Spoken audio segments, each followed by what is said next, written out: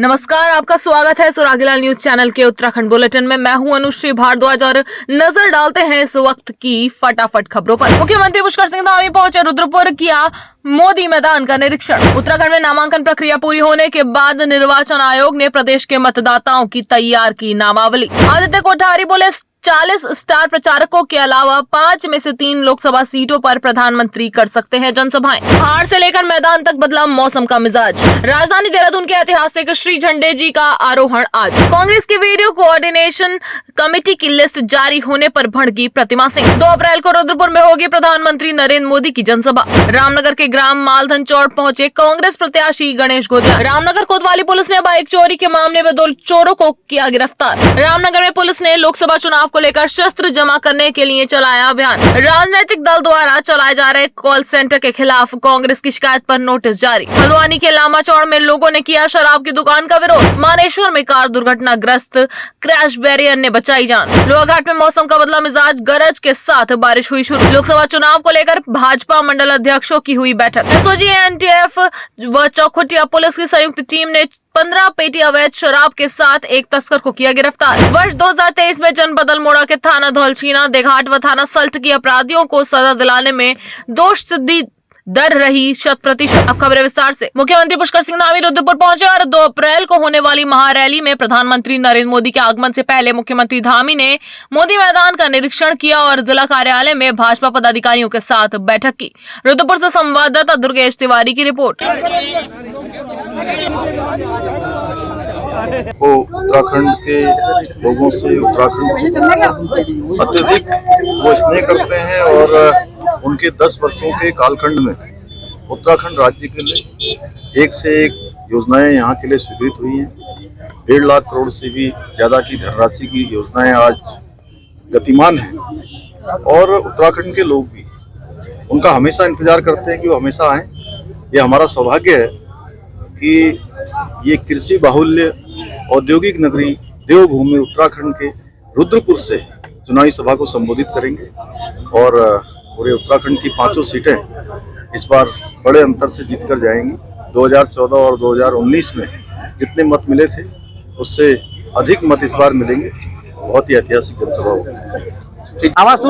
उत्तराखंड में नामांकन प्रक्रिया पूरी होने के बाद निर्वाचन आयोग ने प्रदेश के मतदाताओं की नामावली भी तैयार कर ली है। अपर मुख्य निर्वाचन अधिकारी विजय कुमार जोगदंडे ने जानकारी देते हुए बताया कि प्रदेश में 83,37,914 वोटर हैं, जिनमें 43,17,779 पुरुष और 4,02,038 महिला मतदाता और 297 थर्ड जेंडर मतदाता शामिल है। देहरादून से संवाददाता सुनील राज की रिपोर्ट। निर्वाचक नामावलियों को अंतिम रूप दिया जाता है। उस अंतिम प्रकाशन के समय हमारे जो कुल मतदाता की संख्या होता है वो निश्चित हो जाती है। उस तिथि के अनुसार हमारे राज्य में 83,37,914 इतने मतदाता पाए गए हैं। 83,37,914 इतने मतदाता निर्वाचक नामावलियों में दर्ज पाए गए हैं। इसमें पुरुष मतदाता संख्या जो है 43,17,579 और महिला मतदाताओं की संख्या जो है 40,20,038। दोबारा बताता हूँ, कुल मतदाता संख्या है 83,37,914। उसमें पुरुष मतदाता है 43,17,579 और महिला मतदाता है 40,20,038। इसमें थर्ड जेंडर के मतदाता 297 है, 297। सर्विस वोटर की जो संख्या है वो 93,187, जिसमें पुरुष 93,187 था, जिसमें पुरुष 90,554 हैं और महिला 2,633 हैं।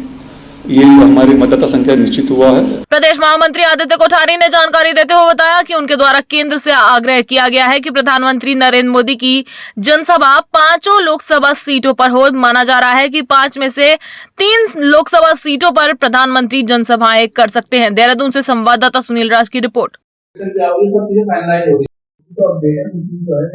देश के यशस्वी प्रधानमंत्री आदरणीय नरेंद्र मोदी जी 2 अप्रैल को उत्तराखंड के दौरे पर आ रहे हैं और रुद्रपुर में अजय भट्ट जी जो हमारे नैनीताल के प्रत्याशी हैं, उनके समर्थन में 2 अप्रैल को 11 बजे एक विशाल जनसभा को संबोधित करेंगे। उनकी जनसभा की तैयारी के लिए हमारे प्रदेश की टीम तैयारी में लगी हुई है। प्रदेश के मुख्यमंत्री आदरणीय पुष्कर सिंह धामी जी, प्रदेश के यशस्वी प्रदेश अध्यक्ष आदरणीय महेंद्र भट्ट जी उनकी तैयारी के लिए जुटे हुए हैं और रुद्रपुर की प्रधानमंत्री जी की रैली के लिए प्रदेश महामंत्री श्री खिलेंद्र चौधरी जी को रैली संयोजक नियुक्त किया गया है। हमारे सभी मोर्चे, युवा मोर्चा, महिला मोर्चा, अल्पसंख्यक मोर्चा, अनुसूचित जाति मोर्चा, अनुसूचित जनजाति मोर्चा, सभी मोर्चे उनकी रैली में संख्या एकत्रित करने के लिए, संख्या जुटाने के लिए लग गए हैं और लगभग 1 लाख से अधिक वहां पर संख्या उनकी जनसभा में रही। पहाड़ से लेकर मैदान तक मौसम का मिजाज बदल गया है। राजधानी देहरादून में सुबह के वक्त से ही तूफान के साथ झमाझम बारिश शुरू हो गई थी। बारिश के चलते तापमान में गिरावट दर्ज की गई है। वहीं मौसम विभाग ने 24 से 48 घंटे तक पहाड़ से लेकर मैदान तक बारिश का अंदेशा जताया है। देहरादून से संवाददाता सुनील राज की रिपोर्ट। आज राजधानी देहरादून के ऐतिहासिक श्री झंडे जी का आरोहण हुआ। झंडे जी आरोहण का समय 2 बजे से 4 बजे के बीच दरबार साहिब परिसर में हुआ। झंडे जी के आरोहण में देश के अलग अलग कोनों से संगतें और श्रद्धालु पहुंचे। देहरादून से संवाददाता सुनील राज की रिपोर्ट। कांग्रेस के राष्ट्रीय महामंत्री केसी वेणुगोपाल ने उत्तराखंड कांग्रेस के वीडियो कोऑर्डिनेशन कमेटी का ऐलान किया, जिसमें 18 लोगों को मीडिया कोऑर्डिनेटर बनाया गया है, जबकि चीफ कोऑर्डिनेटर के तौर पर राजीव महर्षि को कमान सौंपी गई है। लिस्ट जारी होने के बाद कांग्रेस में सोशल मीडिया से लेकर पीसीसी मुख्यालय तक सियासी वार देखने को मिल रहा है। कांग्रेस के पैनलिस्ट प्रतिमा सिंह ने सोशल मीडिया अकाउंट पर तीखा प्रहार करते हुए पार्टी को ही कटघरे में खड़ा कर दिया है। देहरादून से संवाददाता सुनील राज की रिपोर्ट। बिल्कुल, और मैंने अपना जो दुख है वो सोशल मीडिया के माध्यम से आला कमान तक पहुंचाने का कार्य भी किया है। वो लिस्ट को आप खुद उठा के देख लीजिए, उस लिस्ट में कौन कितना काबिल है ये सबके समक्ष है। और रही बात की, देखिए हम लोग पिछले कई सालों से कांग्रेस पार्टी के लिए काम कर रहे हैं। प्रीतम सिंह जी के कार्यकाल में मैंने काम किया, गणेश घोडियाल जी के कार्यकाल में भी काम किया। उसके बाद जो है करण महाराज जी जब अध्यक्ष बने तब भी कार्य किया जब उन्होंने मीडिया कमेटी को डिसॉल्व करके पैनलिस्ट बना दिए थे। आज जो है हम लोगों को अगर नाम नहीं होगा उसमें, तो मुझे लगता है ये कहीं ना कहीं दर्शा रहा है कि जिस गुटबाजी की बात इन्होंने करी थी कि मैं गुटबाजी में नहीं पड़ूंगा, मैं टैलेंट को देखूंगा, तो आज उस लिस्ट में टैलेंट कहाँ नजर आ रहा है आप बताइए। अगर 2 व्यक्तियों को छोड़ दिया जाए, अगर मैं डॉक्टर जोशी जी को छोड़ दूं और महर्षि जी को भी छोड़ दूं, तो उनमें से कौन सा ऐसा व्यक्ति है आपने किसे देखा डिबेट में बैठ के पार्टी के पक्ष को जो है अच्छी तरीके से रखते हुए। तो ये मेरा जो ये गुस्सा है, ये विरोध है, ये मैंने प्रकट कर दिया है, क्योंकि मैं पिछले 2.25 सालों से अपने आप को इग्नोरेंस जो है पीसीसी की तरफ से मुझे फील हो रहा था। कल मुझे थोड़ी उम्मीद थी कि लिस्ट में नाम होगा, कि शायद पढ़े लिखे और काबिल व्यक्तियों की ज़रूरत हर पार्टी को होती है, लेकिन जो है लिस्ट में मेरा नाम नहीं था। मैंने अपना गुस्सा जो है जाहिर कर दिया है। मैं आज प्रभारी जी से भी बात करूंगी इस मुद्दे। देखिए, जब कोई सूची आती है तो स्वाभाविक है उसमें सवाल उठेंगे, कुछ नाराजगी भी होगी, कुछ खुशी भी होगी। ये तो पार्टी नेतृत्व का काम है तय करना। कोशिश की गई है कि सबका सम्मान हो, ऐसा तो कहीं नहीं किया किसी का अपमान करने की नीयत से तो कोई बात बनी नहीं। अगर आप नए का समायोजन नहीं करोगे तो कहाँ से नई पौध तैयार होगी आपकी। आप ही लोग जब इंटर्नशिप में आते हो तो उसके बाद ही तो आपके यहाँ भी तो बड़े पत्रकार बनते हैं। धीरे धीरे सब नए लोगों का भी स्वागत होना चाहिए और किसी से नाराज़गी, किसी से इसका सवाल नहीं। इस समय पार्टी संघर्ष काल से गुजर रही है, पार्टी में सबको साथ लेकर चलने की बात है। वैसे मेरे संज्ञान में कोई ऐसी नाराज़गी की बात नहीं। अगर कोई नाराज़ भी होगा तो उससे बात करने का प्रयास किया जाएगा, उनकी जो शिकायत होगी उसको भी सुनने का काम किया जाएगा। आगामी लोकसभा चुनाव को लेकर भाजपा ने प्रधानमंत्री नरेंद्र मोदी व भाजपा के राष्ट्रीय अध्यक्ष जेपी नड्डा की उत्तराखंड में होने वाली जनसभाओं की तिथि घोषित कर दी है। इस दौरान भाजपा प्रदेश महामंत्री आदित्य कोठारी ने जानकारी देते हुए बताया कि 2 अप्रैल को प्रधानमंत्री नरेंद्र मोदी उत्तराखंड दौरे पर रहेंगे। इस दौरान रुद्रपुर में नैनीताल से लोकसभा प्रत्याशी अजय भट्ट के समर्थन में विशाल जनसभा को संबोधित करेंगे। देहरादून से संवाददाता सुनील राज की रिपोर्ट। अधिक उत्तराखंड में प्रधानमंत्री नरेंद्र मोदी जी की डिमांड है। हमने केंद्रीय नेतृत्व से अनुरोध किया है कि सभी लोकसभाओं में प्रत्येक लोकसभा में एक जनसभा प्रधानमंत्री जी की हो जाए। उसी के साथ में उत्तर प्रदेश के मुख्यमंत्री आदरणीय योगी आदित्यनाथ जी की भी यहाँ जनसभाओं की डिमांड काफ़ी ज़्यादा है। गृह मंत्री अमित शाह जी की, राष्ट्रीय अध्यक्ष जेपी नड्डा जी की और रक्षा मंत्री राजनाथ सिंह जी, इन नेताओं की ज्यादा डिमांड उत्तराखंड में। रामनगर विधानसभा के मालगंज क्षेत्र में आज शाम प्रचार के लिए पौड़ी लोकसभा सीट के कांग्रेस प्रत्याशी गणेश गोदयाल पहुंचे। उन्होंने कहा कि मालगंज क्षेत्र की स्थापना हमारे पूजनीय दिवंगत नेता खुशीराम ने की। गरीब लोगों को थोड़े थोड़े पट्टे देकर मालगंज क्षेत्र में बसाया गया और आज लोगों को अतिक्रमण के नाम पर हटाने का कार्य सरकार द्वारा किया जा रहा है। रामनगर से संवाददाता राजीव अग्रवाल की रिपोर्ट। कि जिस प्रकार से आपने देखिए, मालधन आपको सबको पता है कि हमारे बहुत ही पूजनीय और दिवंगत नेता खुशीराम जी ने इस मालधन की स्थापना की। कांग्रेस का शासन था और गरीब लोगों को बुलाकर यहाँ पर थोड़े थोड़े जमीन के पट्टे देकर लोगों को बसाया गया। लोगों को दिन याद है। आज जिस प्रकार से अतिक्रमण के नाम पर, वनग्राम के नाम पर लोगों को एक तरफ सरकार द्वारा उजाड़ने की बहुत ही कठोर कार्रवाई की जा रही है, लोगों को उसके विपरीत कांग्रेस के वो दिन याद हैं जब कांग्रेस लोगों को बसाने का काम करती थी। ये मालधन लोगों को बसाने का प्रतीक है। ये मालधन ये जीवन का प्रतीक है। तो इसलिए मेरा पूरा विश्वास है कि मालधन के लोग एक मुश्त कांग्रेस को अपना योगदान देंगे, अपना आशीर्वाद देंगे। ये बड़ा दुर्भाग्यपूर्ण है। अंकिता भंडारी हत्याकांड, जत्थेदार को गोली मारना, ये आप समझिए कि कानून की स्थिति क्या है राज्य में। इस प्रकार से अगर दिन दहाड़े लोगों को गोलियां मारी जा रही हैं तो प्रदेश में कानून की स्थिति बहुत ही भयावह है। चाहे तो एक साथ होनी चाहिए, सब लोग एक साथ बैठना ही नहीं चाहते। पापा, ट्राई दिस। लो, सब लपक लिए।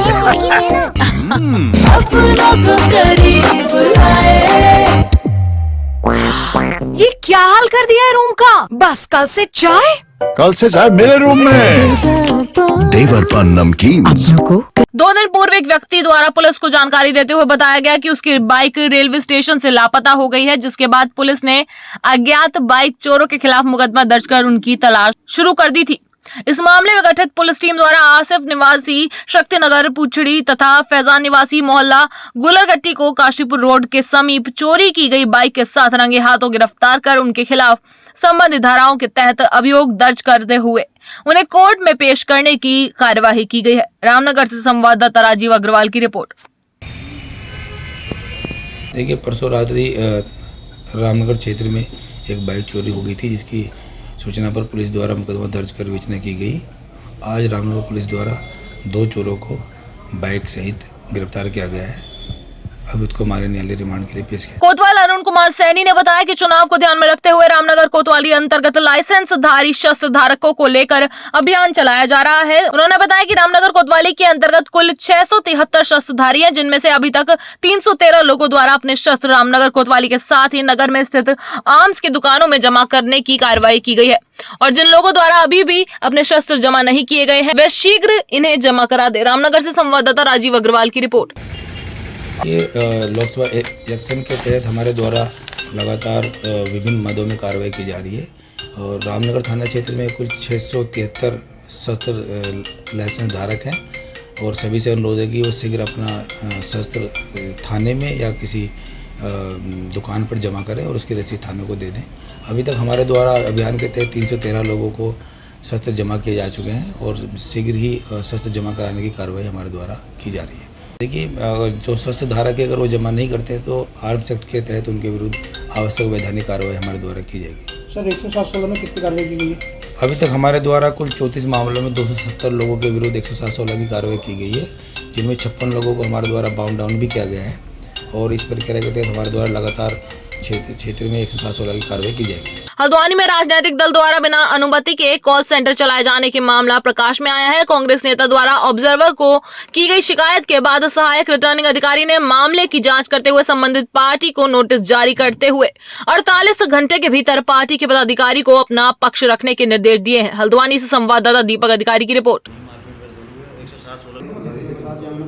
हमें एक शिकायत प्राप्त हुई है और माननीय सामान्य प्रेक्षक महोदय के माध्यम से भी उसमें हमें शिकायत की कॉपी मिली थी। उसमें ये कहा गया है कि नैनीताल रोड पे एक पार्टी विशेष द्वारा एक कॉल सेंटर के रूप में संचालन किया जा रहा है और वहाँ से कॉल्स की जा रही हैं और वो आचार संहिता की परिधि में आता है। तो उसी के दृष्टिगत संबंधित पार्टी के पदाधिकारी को 48 घंटे के अंदर अपना प्रत्युत्तर प्रस्तुत करने के लिए नोटिस इश्यू किया। हल्द्वानी के शिक्षा नगर लामाचौड़ में शराब की दुकान खोले जाने का लोगों ने विरोध शुरू कर दिया है। उप जिलाधिकारी कार्यालय में पहुंचे लोगों ने कहा कि उनके क्षेत्र शिक्षा नगर के नाम से प्रसिद्ध है, वहां कई शिक्षण संस्थान है। जानकारी मिली है कि आबकारी विभाग द्वारा शराब की दुकान प्रस्तावित की गई है, जो कि ठीक नहीं है। क्षेत्रवासियों ने एक स्वर में कहा कि अगर उनकी बात नहीं सुनी गई तो वे आत्मदाह करने से भी नहीं चूकेंगे। हल्द्वानी से संवाददाता दीपक अधिकारी की रिपोर्ट। दुकान के आसपास हमारे लामाचौड़ क्षेत्र में जो शिक्षा नगर के नाम से लामाचौड़ को जाना जाता है, वहाँ पहले से ही अवैध कारोबार शराब का हो रहा है और आज की डेट में एक अंग्रेजी शराब की भट्टी हमारे लामाचौड़ शिक्षा नगर में स्वीकृत की गई है, जो प्रस्ताव यहाँ से जा चुका है और उसमें क्षेत्र के एक जनप्रतिनिधि का उसमें एनओसी भी जारी की गई है, जो बड़ा दुर्भाग्य का विषय है। तो हम उस क्षेत्र में किसी भी हद तक जाकर, चाहे हमें आत्मदाह तक जाना पड़े, हम उस क्षेत्र में शराब की भट्टी नहीं खुलने देंगे। शराब का हम खुला विरोध करते हैं। देखिए, जो हमारी एक्साइज पॉलिसी है, इसके तहत कुछ प्रोविजंस हैं और एक दुकान आबकारी विभाग द्वारा प्रस्तावित की गई है और इसका विरोध स्थानीय लोगों द्वारा किया जा रहा है और क्योंकि ज्ञापन यहाँ पर प्रेषित इनके द्वारा किया गया है, आबकारी विभाग को इसमें जांच हेतु बताया गया है। साथ ही इसमें लॉ एंड ऑर्डर की क्या स्थिति है उसकी भी जांच की जा रही है। चाहे तो एक साथ होनी चाहिए, सब लोग एक साथ बैठना ही नहीं चाहते। पापा, try this. लो, सब लपक लिए।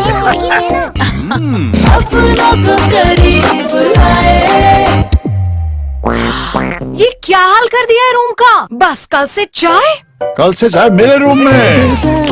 देवर पान नमकीन। शुक्रवार को पिथौरागढ़ से बनबसा जा रही Swift Dzire car Lohaghat Champawat NH में मानेश्वर के पास अचानक अनियंत्रित होकर क्रैश बैरियर से जा टकराई और क्षतिग्रस्त हो गई। दुर्घटना में कार चालक व एक व्यक्ति को मामूली चोटें आई हैं। लोगों ने बताया अगर क्रैश बैरियर नहीं होता तो कार कई फुट गहरी खाई में जा गिरती, जिसमें जान माल का नुकसान हो सकता था। वहीं वाहन चालक पिथौरागढ़ निवासी अनु सिंह ने बताया अचानक ब्रेक के काम न करने से यह हादसा हुआ है। चंपावत से संवाददाता लक्ष्मण बिष्ट की रिपोर्ट। मौसम विभाग की भविष्यवाणी एक बार फिर सच साबित हुई। पश्चिम विक्षोभ के सक्रिय होने से शनिवार को सुबह 10 बजे से लोहाघाट व चंपावत में मौसम ने रंग बदला। अचानक तेज गरज के साथ बारिश शुरू हो गई तथा तेज हवाएं चलने लगी। लोहाघाट से संवाददाता लक्ष्मण बिष्ट की रिपोर्ट।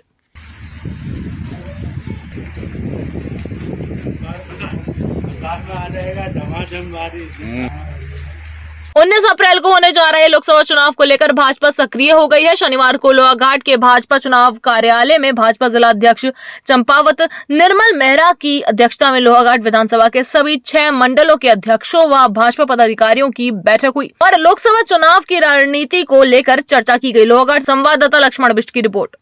वाहन की व्यवस्था कर ली केवल नगर मंडल को आज जो हमारी बैठक थी, ये इस लोकसभा 2024 की दृष्टि से एक जो हमारी विधानसभा की कोर कमेटी बनी है और इस विधानसभा की जो प्रबंध समिति जो पूरे चुनाव का प्रबंधन करेगी और जो पूरे चुनाव में कैसे अपने चुनाव को हम उठा सकें उसके लिए जो चिंता करेगी, उसकी बैठक थी। तो इस बैठक में सभी कोर कमेटी और प्रबंध समिति के लोग आए और इस बैठक में विशेषकर जल्दी से जल्दी हम प्रचार टोलियां निकालना शुरू कर रहे हैं।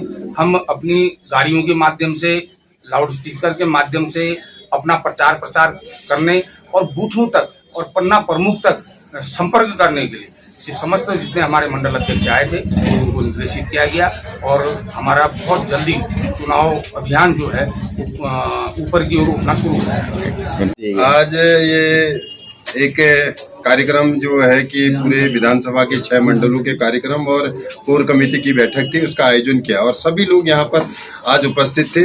और जो आज से हमने अपने चुनाव प्रक्रिया को तेज करने के लिए सभी को मंडलों को निर्देश किया है कि अपने अपने समस्त 1 तारीख से जिस दिन नाम वापसी होती है और कार्यालय की परमिशन लेके सभी कार्यालय खुल जाएं विधिवत और उसके बाद जो भी सामग्री आई है वो वितरण हो जाए, हर घर में झंडा वगैरह लग जाए और हर गांव में जाके जनसंपर्क अभियान चलाए। उसकी शुरुआत के लिए आज का मीटिंग का आयोजन किया गया था और उसमें सभी लोगों ने बढ़ चढ़कर हिस्सा लिया और सभी लोगों की 100% लगभग उपस्थिति थी और लोगों में जोश खरोश ऐसा है कि वो खुद ही भी इस चुनाव के लिए तैयार हैं। जो मोदी जी का 400 पार का नारा है, अब की बार 400 पार और फिर से मोदी सरकार का नारा देते हुए और इसकी आज शुरुआत की गई है। और साथ ही साथ जो कार्यालयों की परमिशनों के बारे में बताया गया है, गाड़ियों की परमिशनों के बारे में बताया गया है, कोई भी नियम विरुद्ध कार्य न करें और हर चीज नियम के अनुरूप हो। और जहां पर भी गाड़ी घोड़े चल रहे हैं जिसमें सामग्री जा रही है, उनकी जो है अवश्य ही उसका जो है परमिशन लिया जाए, उसके बाद उसको संचालन में लाया जाए एक व्यवस्थित तरीके से और लोगों से अपना व्यवहार बनाते हुए, लोगों से अपनी डिमांड करते हुए भाजपा की रीति नीति और जो भाजपा द्वारा कार्य किए गए हैं इन 10 सालों में उनको लिया गया है। और माननीय मुख्यमंत्री जी ने जो 2-2.5 सालों में इस प्रदेश में जन कल्याणकारी योजना की है, उनको लेके जनता के बीच में जाना है। और भारतीय जनता पार्टी को अगली बार जो 63% लोकसभा में और 75% जनपद चंपावत में मतदान भारतीय जनता पार्टी के फेवर में हुआ था और 10% अतिरिक्त बढ़ाने के लिए प्रयास किए जाएंगे। लोगों को भारतीय जनता पार्टी के समर्थन के लिए आग्रह किया जाए। वरिष्ठ पुलिस अधीक्षक अल्मोड़ा के निर्देशन में चौखुटिया पुलिस व एसओजी एएनटीएफ की संयुक्त टीम द्वारा औचक चेकिंग के दौरान गनाई कस्बे के एक अभियुक्त के कब्जे से कुल 15 पेटी अवैध देसी शराब बरामद होने पर अभियुक्त को गिरफ्तार करते हुए थाना चौखुटिया में आबकारी अधिनियम के अंतर्गत एफआईआर पंजीकृत कर आवश्यक कार्यवाही की गई। अल्मोड़ा से संवाददाता हेमंत सिंह मेहरा की रिपोर्ट। पुलिस मुख्यालय देहरादून में राज्य के पुलिस स्टेशनों में दोष सिद्ध दर बढ़ाए जाने के लिए उनमें प्रतिस्पर्धा को प्रोत्साहन करने के अनुपालन में वर्ष 2023 में दोष सिद्धि प्रदर्शन की समीक्षा की गई। इस समीक्षा में जनपद अल्मोड़ा के थाना धौलछीना, थाना देघाट व थाना सल्ट का दोष सिद्धि प्रदर्शन 100% रहा। अल्मोड़ा से संवाददाता हेमंत सिंह मेहरा की रिपोर्ट। आज के लिए बस इतना ही। उत्तराखंड से जुड़ी सभी खबरों को जानने के लिए जुड़े रहे सुरागीलाल न्यूज चैनल से। धन्यवाद।